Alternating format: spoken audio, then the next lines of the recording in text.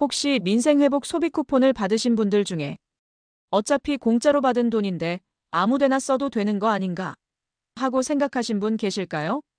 그런데요, 최근 이런 소비 쿠폰을 잘못 사용했다가 전액 환수 조치는 물론이고 형사처벌까지 받게 된 사례들이 하나둘씩 알려지고 있습니다. 무심코 쓴 한 번의 결제가 나중에 수십만 원을 다시 토해내는 일이 될 수도 있다는 이야기입니다. 게다가 경찰이 단속에 직접 나섰고 정부도 부정 사용에 대해 강력히 대응하겠다고 발표한 상태입니다. 어떻게 쓰면 괜찮고 어떻게 쓰면 문제되는지 헷갈리는 분들 많으시죠? 오늘 영상에서는 지금 가장 많이 문제되고 있는 소비 쿠폰의 위험한 사용법, 그리고 전액 환수까지 이어질 수 있는 실수 사례들, 또 끝으로 안전하게 사용하는 방법까지 정리해 드릴 겁니다. 한 번이라도 소비 쿠폰을 사용하셨다면 오늘 영상 꼭 끝까지 시청해 주세요. 실제로 온라인에는 나는 이거 몰라서 큰일 날 뻔했다는 글들이 심심치 않게 올라오고 있습니다. 미리 알아두면 충분히 피할 수 있는 문제들입니다. 그리고 이처럼 꼭 필요한 정보를 놓치지 않으시려면 도움이 되셨다면 좋아요와 구독도 부탁드릴게요. 민생회복 소비 쿠폰은 원래 목적이 분명한 제도입니다. 소상공인 가맹점의 매출을 늘리고 지역 경제의 숨통을 틔우기 위한 지원금이죠. 그래서 사용처도 일반 카드처럼 아무 데서나 되는 게 아니고 지역 내 연 매출 30억 원 이하의 소상공인 가맹점으로 한정되어 있습니다.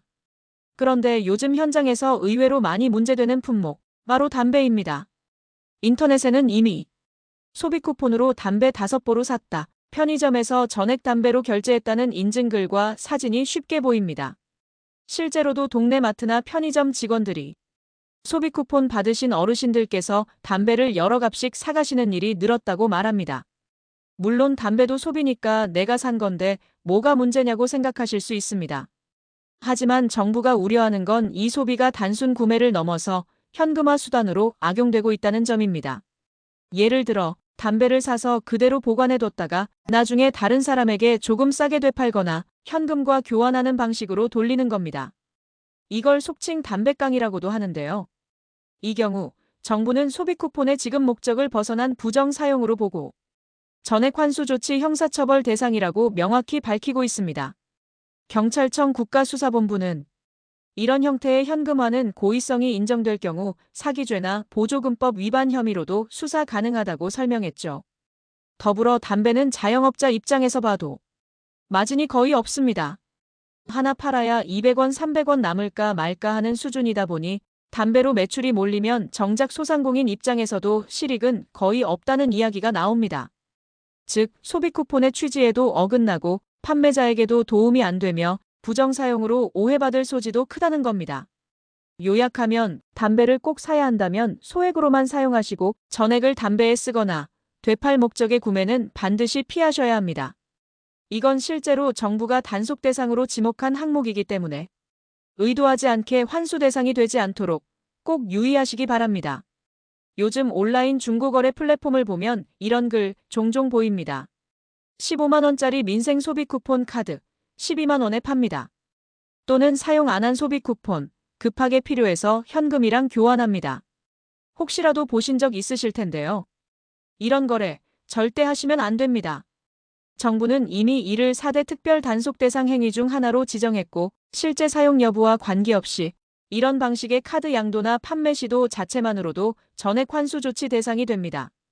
특히 소비 쿠폰은 단순한 포인트가 아닙니다. 정부가 목적을 정해서 지급한 재정 보조금의 일종이기 때문에 이를 타인에게 넘기거나 사고 파는 행위는 불법으로 간주됩니다. 예를 들어 민생 소비 쿠폰이 들어있는 선불카드를 다른 사람에게 넘기면 접근 매체 양도에 해당합니다. 이는 전자금융거래법과 보조금 관련법 위반으로 처리될 수 있고 최대 징역 3년 또는 벌금 2천만 원 이하의 처벌까지 받을 수 있습니다. 한편 일부 분들은 나는 몰랐고 그냥 급하게 현금이 필요해서 넘긴 것뿐이라고 말씀하시기도 합니다. 하지만 정부와 수사기관은 고의성 여부와 무관하게 환수 조치를 먼저 진행할 수 있다고 밝혔습니다.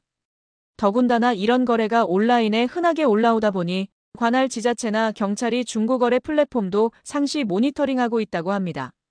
혹시라도 이 정도는 괜찮겠지, 모르고 했는데 괜찮을까? 라는 생각이 드셨다면 지금이라도 멈추는 게 가장 안전합니다. 소비 쿠폰은 반드시 본인 명의로 직접 정해진 사용처에서만 사용하는 것, 그게 가장 안전하고 현명한 방법입니다. 이번 민생회복 소비 쿠폰은 지역별로 선불카드 형태로 지급되고 있습니다. 그런데 이 카드만 보고도 누가 얼마를 받았는지, 어떤 계층에 해당하는지 알 수 있게 돼버린 사례들이 있다는 점 알고 계셨나요? 예를 들어 어떤 지역에서는 일반 시민은 분홍색 카드, 차상위 계층은 초록색 카드, 기초생활수급자는 파란색 카드로 구분해 배포했습니다. 또 다른 지역에서는 카드 전면에 18만 원, 33만 원, 43만 원처럼 지급 금액을 그대로 인쇄해 배부한 경우도 있었습니다. 문제는 이런 방식이 카드만 꺼내도 내 소득 수준이 외부에 노출될 수 있다는 점입니다. 편의점에서 계산을 하거나 아이가 학원비를 이 카드로 내려고 할 때 주변 사람에게 내가 기초생활수급자인지 혹은 차상위 계층인지 노출되는 상황이 발생할 수 있다는 거죠. 실제로 한 학부모는 아이 학원비를 내려고 카드를 꺼냈는데 색깔 때문에 놀림당할까 걱정돼 차마 건네주지 못했다는 말을 하기도 했습니다. 이런 사례는 단순 민원이 아니라 인권 침해 요소로도 지적되기 시작했습니다. 이와 관련해 대통령실에서도 행정 편의만 고려한 조치로 인권 감수성이 부족한 사례라고 언급했고 즉시 시정 지시가 내려졌습니다. 이에 따라 일부 지자체에서는 이미 발급된 카드에 스티커를 붙이거나 새롭게 발급할 카드에는 색상과 금액 구분을 없애는 조치를 취하고 있습니다. 하지만 이미 많은 카드가 그대로 배포된 상황이기 때문에 현재도 이런 불편을 호소하는 분들이 적지 않습니다. 민감한 개인정보가 카드만 꺼내도 드러날 수 있다는 점, 그리고 이런 사소한 부분이 사용자 입장에서 얼마나 큰 불편이 될 수 있는지 지자체에서도 앞으로 더 신중하게 살펴야 할 문제입니다. 시청자 여러분께서도 혹시 카드 사용 시 불쾌하거나 곤란한 경험이 있으셨다면 지자체에 민원을 넣거나 다른 방식의 사용 대안을 문의해 보시는 것도 방법입니다. 앞서 말씀드렸듯이 민생회복 소비 쿠폰은 단순한 선불카드가 아닙니다. 국가 예산이 들어간 정책 지원금이기 때문에 사용 목적이 명확하게 정해져 있고 그 취지에 어긋난 사용은 단속 대상이 될 수 있습니다. 2025년 7월 기준으로 행정안전부와 경찰은 다음과 같은 4가지 유형의 부정사용 사례를 집중 단속 대상으로 지정했습니다. 첫째, 카드깡입니다. 가장 대표적인 예죠. 예를 들어 실제로 식당에서 음식을 주문하지 않았는데도 15만 원짜리 소비 쿠폰으로 결제만 한 뒤 식당 주인이 현금을 돌려주는 방식입니다. 식당은 가짜 매출을 잡고 소비자는 현금을 챙기는 구조인데요. 이건 명백한 허위 거래이고 정부는 전액 환수와 함께 최대 5배 제재 부과금 그리고 형사처벌까지 가능하다고 경고하고 있습니다. 둘째, 소비 쿠폰을 양도하거나 판매하는 행위입니다. 중고거래나 지인을 통해 카드를 넘기거나 카드에 충전된 금액을 현금화해서 건네주는 경우가 해당됩니다. 이것도 앞서 말씀드린 것처럼 접금 매체 양도 및 전자금융거래법 위반으로 간주되어 3년 이하 징역 또는 2천만 원 이하 벌금 대상입니다. 셋째, 할인 판매를 가장한 온라인 사기입니다. 소비 쿠폰 15만 원짜리 13만 원에 팝니다라고 게시글을 올려 구매자로부터 현금을 송금받고 정작 카드는 보내지 않고 잠적하는 경우입니다. 이건 단순 불법을 넘어서 사기죄로 처벌받게 됩니다.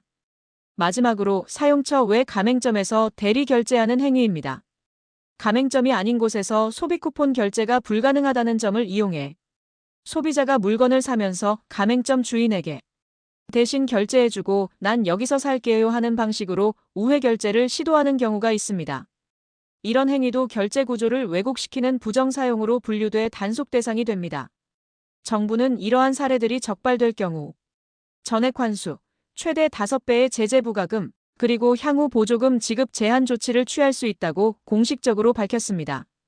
경찰청도 이에 맞춰 사이버수사대와 반부패경제범죄수사대를 중심으로 전국 단위의 특별 단속에 착수한 상태입니다.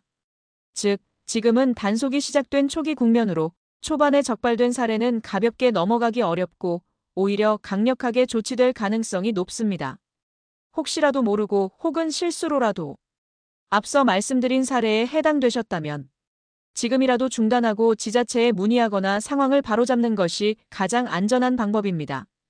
그렇다면 이 소비 쿠폰, 도대체 어디에서 어떻게 써야 문제없이 안전한 걸까요? 결론부터 말씀드리면 정해진 조건 안에서만 정확하게 사용하는 것, 그게 유일한 방법입니다.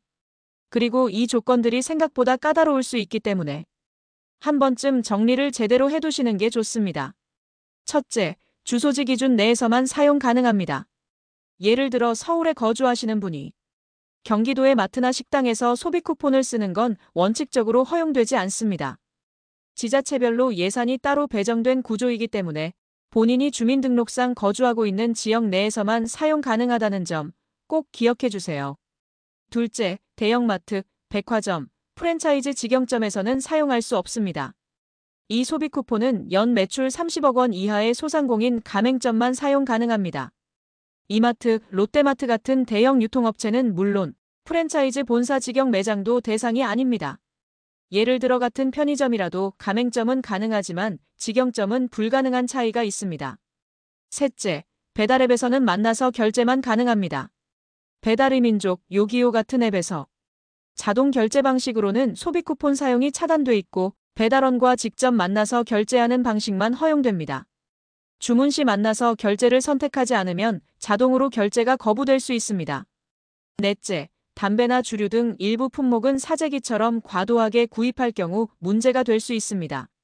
앞서 설명드렸듯이 담배깡이나 현금화 시도로 오해받는 상황이 생길 수 있기 때문에 담배 주류 등은 꼭 필요한 만큼만 적정하게 사용하는 것이 좋습니다.